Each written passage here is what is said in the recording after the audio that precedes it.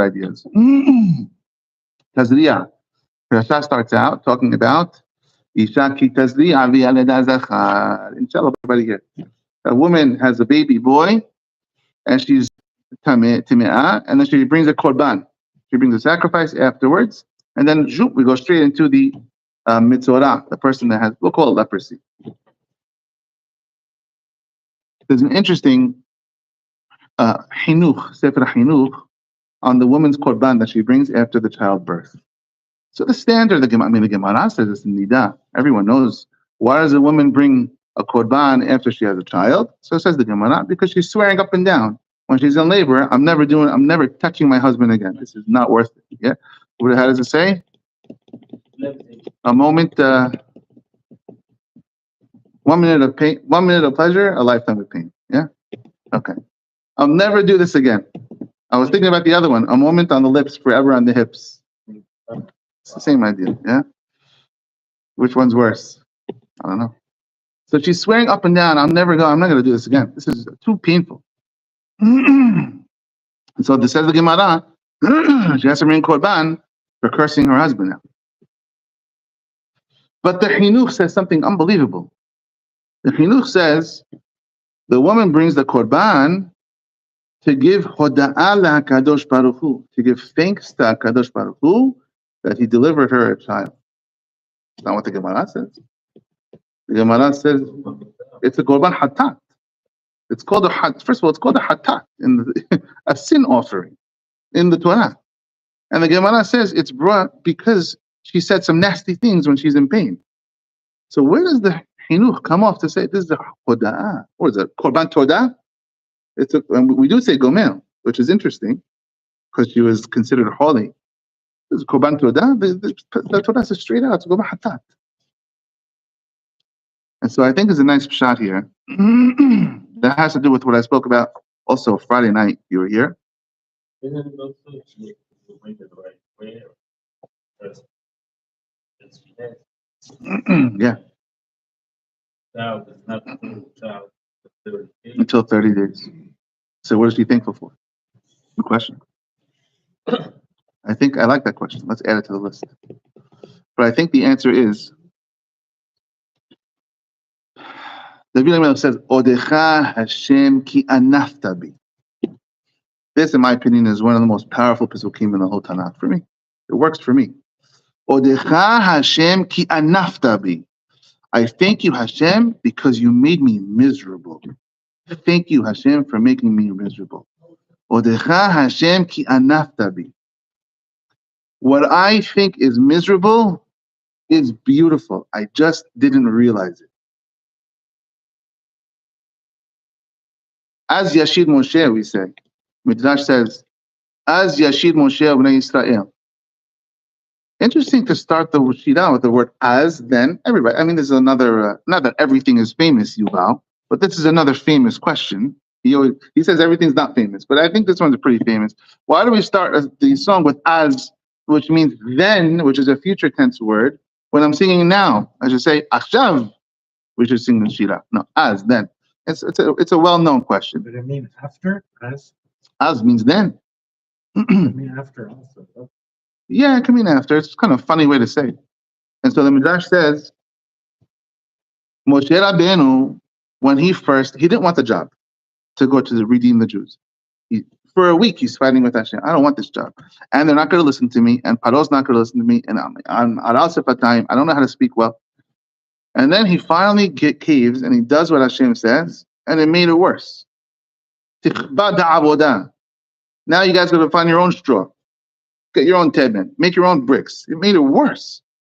Imagine the PR. Imagine the politics within the Jews. Look at Israel now. You think that's politics? Imagine this guy Moses comes with a genius idea that we're going to get at liberating the Jews, and he makes it 10 times harder on us. Get out of here. It was hard enough without you. Moshe Rabbeinu goes to Hashem at the end of Parashat Shemot, and he says, Lama hareota, lama zeh. Why are you so mean? Really? Lama hareota. Why are you so evil? Why are you so mean, Hashem? From the second I came to talk to Paro, you made everything worse. You didn't save anybody. Moshe Rabbeinu is complaining to Hashem. Seems like a good cause. Because whenever we're in the middle of the suffering, we always feel like we have a right to complain. We don't see the blessing until after the movie. What word did he use to complain to Hashem? Ume'az ba'ati el paro ladaber b'shmecha hera'ala ma'azeh. From the moment I went to Paro, from the first second I went to Paro, you were so bad to us. Hashem says, really, Ume'az? You're going to use that same word at the end of it to thank me for everything. To thank me for everything I did. And so when he gets out, Moshe says, Yashid Moshe, when I complained to you and I said from the second, actually, now that I think of it, thank you for making it worse. That's what got us out of here. Everyone was sleeping. You woke us up. Odecha Hashem ki anafta bi. Thank you, Hashem, because you made me miserable. There's only one beracha that's going to be staying when Mashiach comes, right? The Gemara says. When Mashiach comes, we're going to say, Baruch atah Hashem, Elokeinu melech haolam, Dayan ha'emet. Dayan ha'emet is a beracha that's said on bad things, but it's the whole point of the beracha is it's not bad, it's good. You're the good judge. You know that this is good. That's what Dayan ha'emet means. You know that this is good, even though I can't tell it's good. We're now at the level now to say Dayan ha'emet all the time. So we only say it one time. When something horrible happens, lo alim. And so, Odecha Hashem ki hanafta bi. I thank you, Hashem, because you made me miserable. The woman is swearing up and down, I hate this. I'm never touching my husband again. And she has to bring Korban Hatat. But you know what the Chinuch might be hinting? You better bring Korban Todah also. You better say thank you that you even went through the suffering. Because the suffering was really good for you. You just don't know it. So this Korban Hatat is also Korban Todah. It's no wonder that we say the Korban Todah is going to be the only Korban left. The Gemara says there's no more sins when Mashiach comes. When the Yetzer Hara is slaughtered, no one's going to be sinning. So say goodbye to Korban Hatat. Say goodbye to the Korban Asham. What are we going to do in the Beit HaMikdash? We all want this Beit HaMikdash, but what are we going to do there? Korban Todah. Korban Todah is never going away. Every single day we're going to say thank you. Why? Because now we know everything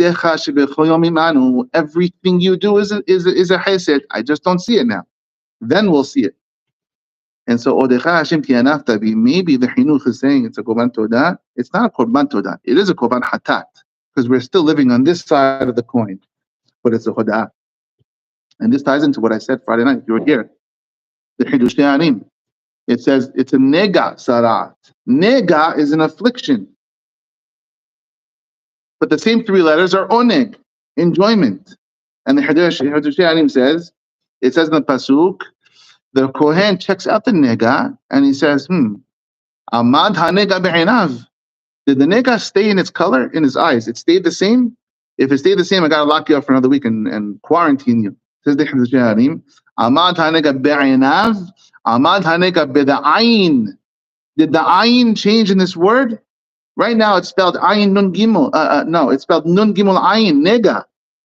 Put the ayin somewhere. It's up to you where you put the ayin. Everything that's going wrong in your life, take that nega, take the ayin, put it in the beginning of the word. Make it oneg. It's oneg. It's just up to our perspective. Amad ha-nega be'einav, nega. Negative. Nega. Maybe the word negative is from nega. It's a perspective. We make something a nega. Nothing from Hashem is a nega. It's oneg. Nega, oneg, there's three letters, yeah? Nega, affliction. Oneg, enjoyment. Egen. Anchor. Okay. Rabbi David Feinstein says it's Egen. You sure it's Egen? According to Rabbi David Feinstein, it's Egen. We'll go with you. I've learned already. I stopped fighting for my grammar. It's Ogen. Ogen. Again. Anchor. Anchor yourself down. Stop wishing for something else. Stay by yourself. Anchor yourself to your. That's why the Sarua, he goes out of the camp. It stems from not being happy with what you have. So go outside for a timeout and live with yourself. Live with. I told you, Akiva. I know, and you. I told you the story like 5 times. It's one of my favorite stories. Rabbi Twersky writes in his book about the bath. I love this story about the bath. He was a young rabbi, and he was stressed out because everyone's coming with his problems. When he first started, he took over from his father in the shul, and so the congregation says to him, "Rabbi, you're stressed out. We're sending you on vacation." Rabbi Twersky, Abraham Twersky. So they send him to a hotel alone. And when he goes in, the attendant says, "Rabbi, the congregation took care of everything. We have everything all set for you. We have drawn you a bath. Please come enjoy a nice hot bath." He goes in, there's rose petals everywhere and one bathtub. And the guy goes in, he's like, "This is going to be nice." He goes in the bathtub. He writes this in his book, in his intro. He goes in his bathtub. The guy says, "See you in a half hour." He closes the door. He said within 30 seconds, he wanted to drown in the bathtub. He's miserable. And then he writes in his book, "I realized then I don't like myself. I can't even hang out with myself in a bath. I need a distraction." And so with the sarua, go outside the camp and sit in time out by yourself. Badad yeshev. Go sit outside by yourself. Be an anchor. You think it's all bad. Reflect on your life. It's all good. The Shem Shmuel, he says we have 3 types of names of the Sara'at in the Pirasha. Se'et, Sapahat, and Baheret. Says the Shem Shmuel, Se'et means to lift up. If you lift up, why? We know that Lashon Hara is the main reason for Sarah. Amongst other reasons, there are 7 reasons quoted in one Midrash. There are 10 reasons in another place. Lashon Hara is the. Why does someone speak Lashon Hara? Ever wonder about this? What is the desire for Lashon Hara? It feels down. Because you feel that exactly. Why speak bad about someone else? So Psychologically, if you're putting someone down, you're lifting yourself up. So the Shem Shmuel says he thought of 3 reasons a person might speak badly about another person. The first one is the se'et. Exactly this one, se'et. You want to lift yourself up. You feel down, and you want to get up, but you don't want to climb the mountain to get up. It's much easier to knock the next guy next to you down. Yeah, much easier. Go up, right? Akiva. So se'et means I'll talk bad about him. This guy's not bad. And before you know it, you feel good about yourself. That's the se'et. If you were happy with your life, and if you had true self-esteem, there's no need to put anyone else down. If you feel good about who you are, and you feel you're a good person, despite your flaws, there's no reason to put someone else down. Who cares if another person's great? Why can't there be 2 great people? Why can't there be a person better than you? Why do you have to be the best? The second type is the sapahat. What does the word sapahat mean? It's efiyah ketzirecha. Now, the Hebrew speakers here, I don't know if you're going to like this translation, but efiyah ketzirecha means the pieces of the field that grew, you cannot cut them in Shemitah. That's a pasuk by Shemitah. It's efiyah ketzirecha lo tiksor. You can't cut. I think the arch will close at the after shoots, which means the pieces that grew after, you can't cut them down. The Shem Shmuel says Sefiyah means a late addition. You just attaching yourself to something. That's what he says the word Sefiyah. Sipuach means what? What does it mean? Bring something else. To come in and join. Perfect. I thought you wouldn't like it, but you helped me. It's like, right now, that's quite difficult. So this is a word they use now. Wonderful. Sipuah is to add something to something, to just join something. So that's a second reason he says why someone might have to talk bad about someone. Because you want to join that group. You're not happy in the group you're in. You want to join that group. And in that group, they're all anti-Zionist. So I got to be anti-Zionist if I want to join the progressive, smart, liberal group. If I don't say what they say, I'm not part of the group. I feel groupless. I don't want to feel groupless. So everyone is just copying everybody else. And every other group that you want to join, you have to talk bad about the other group. That's the way it is, right? So if you join the Zionist group, you have to talk bad about Iran. I'm not saying what's right or wrong. It could be right. It's just the way it is. The group that you want to join has values, and you have to conform if you want to join in. What's the third reason a person might speak lashon hara? Baheret is a third word for sarat. Baheret. Baheret, he says, comes from the word bahir. Bahir is someone who has clarity. He's smart. He's knowledgeable. He's an expert. Says Hashem Shmuel, this one, you really don't mean badly for the person. You literally just know better. You don't have bad motives. You're not trying to put someone down. For example, I would see someone, he's not doing the halakha. He doesn't know Shulchan Aruch. So I say, Ezra, this guy, he's doing the wrong thing. He thinks he's keeping Shabbat. He's not keeping Shabbat. I'm Bahir. I know better. I don't mean to put him down. I'm not gaining anything by putting him down. I'm literally telling you what I know. I'm sharing my knowledge with you. But you shouldn't talk bad about someone, even if you're Bahir. And then at work, oh, he's icing the cake the wrong way. That's not how you do it. Why would you do it that way? It's ridiculous. You know better. You don't mean bad. It's not personal. You just know better. You have to be careful. These are the three types of sarat. The se'et, sapat, and baheret, says Hashem Shmuel, for the three different reasons, motivations behind speaking bad about someone. I don't think so. No, I think the bahid would be, you mean well. You think it's the worst. Is this smart? Yeah, you should know better. I like how he thinks. You should know better. You're trying to help. You're not going about it the right way. You should know better. It's true. Akiva always has an interesting spin.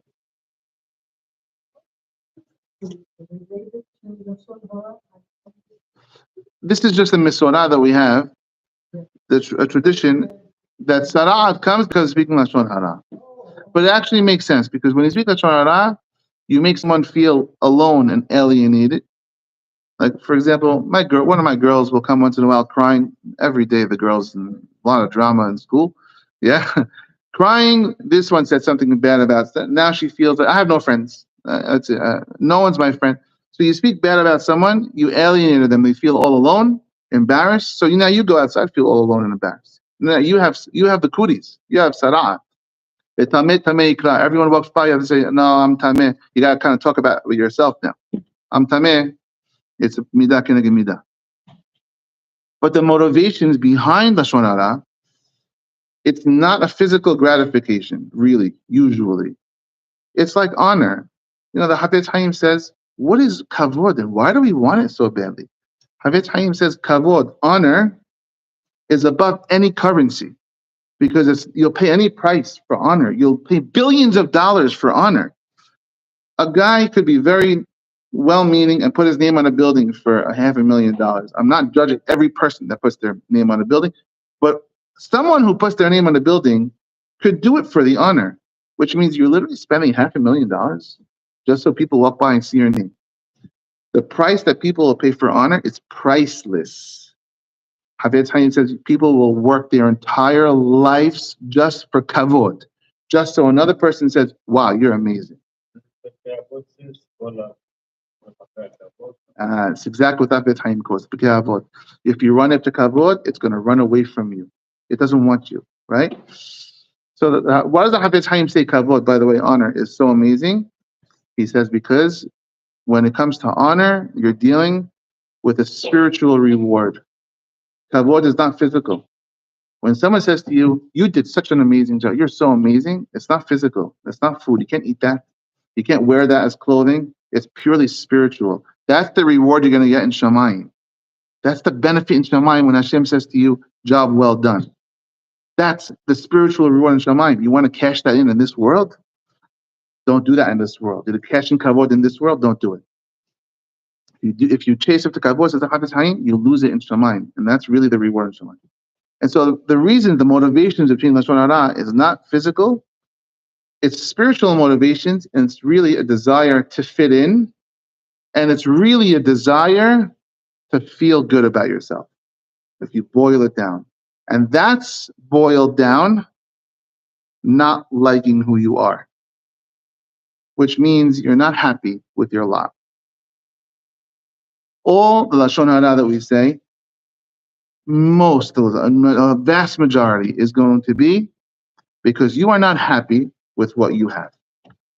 If you're happy in your lane and you keep your head down and you're just satisfied with who you are, there's no reason to talk about anybody else.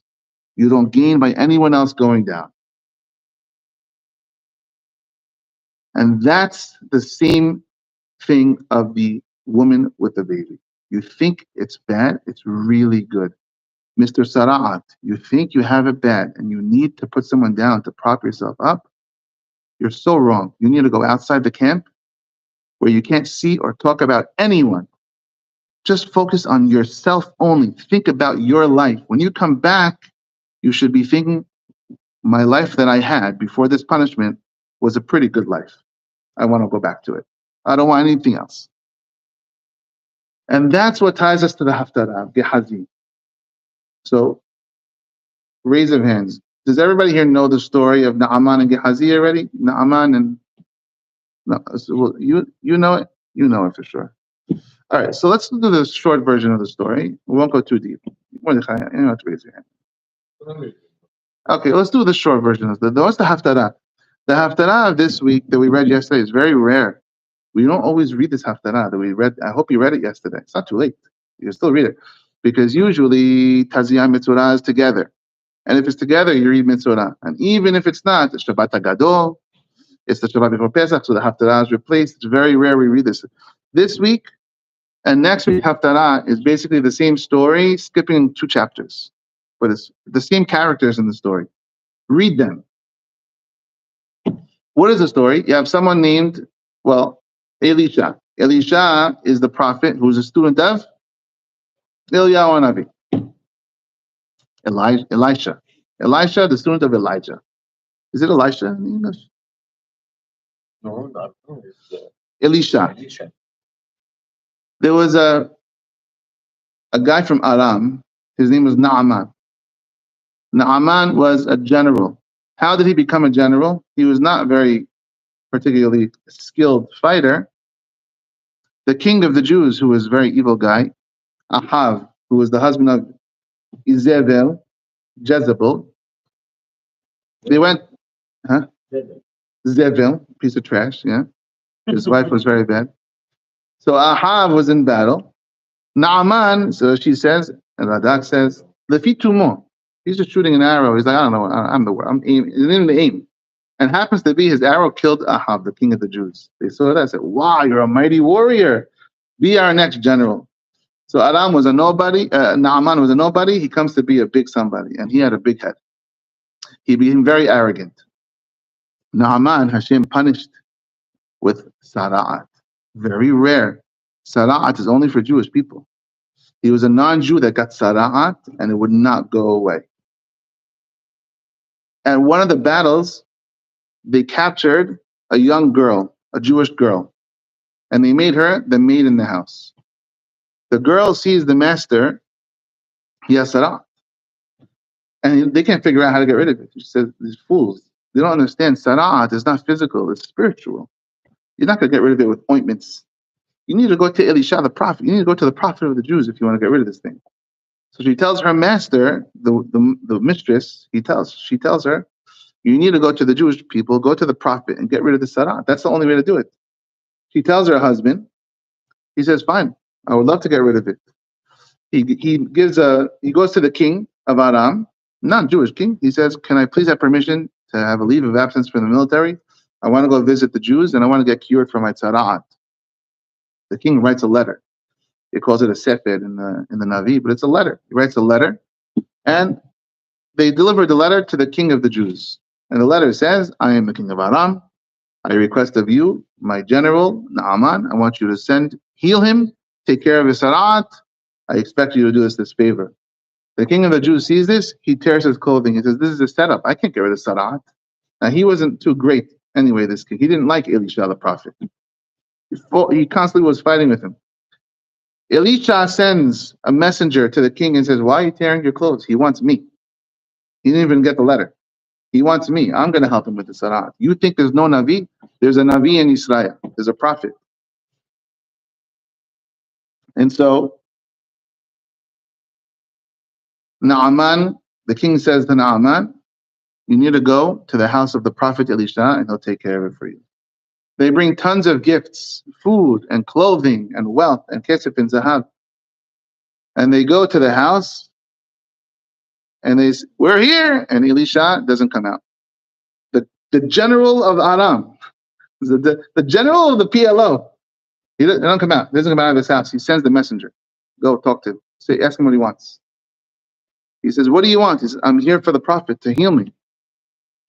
So he goes back in the house. He says, the prophet said, go dip in the Jordan River 7 times. He wouldn't even talk to him. He was bringing him down, which is already a clue why Sara'ah comes, because you're haughty. He says, I should dip in the river, in the Jordan River. We have better rivers in Damascus. I need your Jordan River. And so he starts leaving. He had good assistants. The assistants tell him, Master, why? We came all the way here. Do what the guy says and try the Jordan River. He dips in the Jordan River 7 times, healed. The Sara'ah goes away. Now he's floored. This guy is amazed. Gemara says he decided to become a Ger Tzedek. He's going to be a Noahide and keep all the 7 laws. No more Avodah Zarah. He was a changed man. He goes back to Elisha's house to pay him for the goods. Elisha comes out this time and he says to him, I'm not taking $1. I did this to show you that Hashem is in charge and it's not for me. We don't want your money. He says, please take the money. He says, I don't want $1 of your money. Go.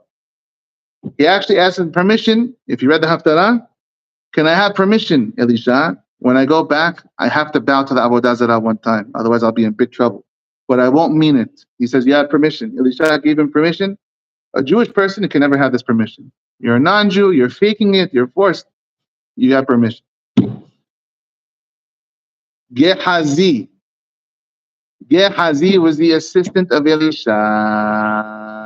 Gehazi was not a great guy. He was the #1 student of Elisha the prophet. Everything went through Gehazi. You need to see the rabbi, you gotta go through Gehazi. Isn't it Elisha has voice? Yeah. Gehazi could have. He blew it. Gehazi's first sin was what? The first sin he ever made was what? Know this one? With the Shunamite woman. What did he do to her? When the Shunamite woman, we can't do the whole story here, but he brought her son back to life. Yeah, he gave her a son, and then the son died. And she goes and she's dragging his legs, and she says, you gave me a son and you killed him? So Gehazi says, hey, get away from the rabbi. Don't touch the rabbi. And so he pushes her, but he intentionally pushes her on her private parts, the Gemara says. Intentionally. He was always looking for something. That was his first sin, Gehazi. Gehazi says, what a waste. All this cash. He doesn't want it. I want it. Come on, let's send it back to Aram. And so he goes and follows the guy back. He says, hold on. I know he told you no. He just told me to come back to you. He said he got new students. He didn't know they were coming. Brand new students that came to the yeshiva today. They need money. They need something to eat.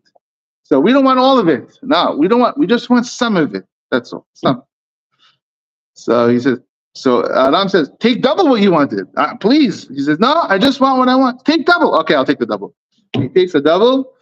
He goes, Aram says, I'm going to send it to the prophet with my guys. Well, you're not going to drag it back. Let my guys take it to him. He says, oh no. So he brings it with the guys. And half the way there, he says to the guys, you know what? It's okay. We're going to stop here. You're not needed anymore. Go home. He buries the stuff. The Gemara says he invested it. He invested it in livestock and all sorts of investments. Now he said, finally, I got a payday for being a student of the rabbi. He comes to Elisha, and Elisha tells him, how dare you take money from him? I made a Kiddush Hashem. I did this to show how great Hashem was, and you made it into a Hilul Hashem. You want his money? You're not happy with what you have? My curse to you is, now you have the Sarah. So the Sarah of Naaman went to you. And his 2 sons who were part of this shtick with him, they got it too. 3 sons, 2, it says 2 lads, but it was 3 sons, 4 people total. Now Gehazi has the Sarah. You want to go? The end of the story will be next week's Haftarah. So you make sure you get the end of the story. Gehazi is the same thing. Not happy with what he wanted. We'll wrap it up because Yuval has to go. And he's the one who brought breakfast today. And so therefore, Odecha Hashem ki anafta bi. Thank you, Hashem, for making me miserable. We have to make sure we appreciate exactly what we have and not want something else. If we want something else, Hashem's going to say, God forbid, go take a timeout. Nobody wants a timeout. A timeout is a reset. You know what? Maybe I'll take it away from you because absence makes the heart grow fonder. And you'll enjoy what you have and you'll realize what you had was good because you're no longer there. And so we don't want that. So before that happens, we say, thank you, Hashem, for everything that you give us. Okay, we'll leave it for now. If you want the end of the story, I have to know. There's no class next week. So Yuval, if you want the end of the story, don't come back to me. Listen to the Haftarah, read it next week. You'll get part 2 of the story. Tazria-not, guys. Yalla.